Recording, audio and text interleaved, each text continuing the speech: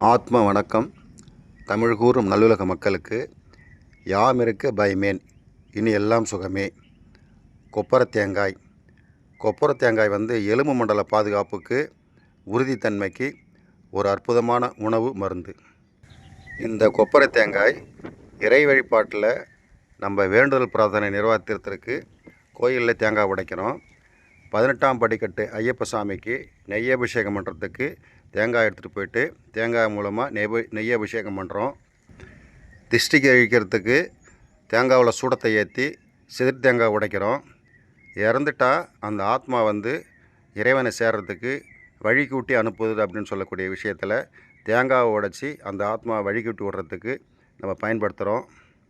இப்படி பயன்படுத்தக்கூடிய கொப்பரை தேங்காய் நம்ம பச்சையாக மென்று உமிழ்நீரோடு கலந்து உள்ளே சாப்பிடும்போது உடம்பு நிற்கிறதுக்கு எல்லா விஷயங்களையும் ஒரு செயல்பாட்டு கொண்டு வரத்துக்கு பிரதானமாக இருக்கிறது எலும்பு மண்டலம். அந்த எலும்பு மண்டல உறுதிக்கு மனுஷனுக்கு கிடைச்ச கடைசி வாய்ப்பு தான் தேங்காய். யாருக்கெல்லாம் எலும்பு மண்டலத்தில் பிரச்சனை இருக்குதோ, வலி இருக்குதோ, அந்த பிரச்சனையை தீர்க்கறதுக்கு இந்த கொப்பரை தேங்காயை தினந்தோறும் ஒரு அரை மூடி அளவுக்கு எடுத்து மென்று உமிழ்நீரோடு சாப்பிட்றது நல்லது. முடியாதவங்க துருவி எடுத்துக்கலாம். அதுக்கும் முடியாதவங்க இந்த தேங்காய் பாலை எடுத்து கொஞ்சம் உமிழ்நீரோடு கலந்து சப்பி சாப்பிடலாம். தேங்காயில் 3 கண்கள் இருக்குது. ஆணவம், கண்மம், மாயைன்னு சொல்லக்கூடிய 3 விஷயங்களையும் நம்ம உடம்புல உடத்தி எறியக்கூடியது தான் தேங்காய்.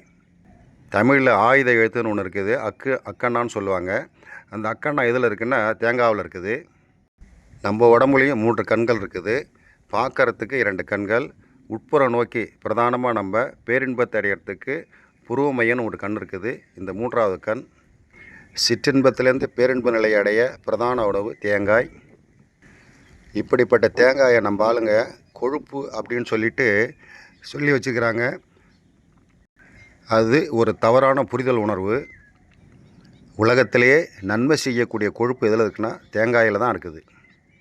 கொப்பரை தேங்காவை பச்சையாக உமிழ்நீரோடு மென்று சாப்பிடும் போது மட்டும்தான் நம்ம உடம்புக்கு அது மருந்தாக செயல்படும்.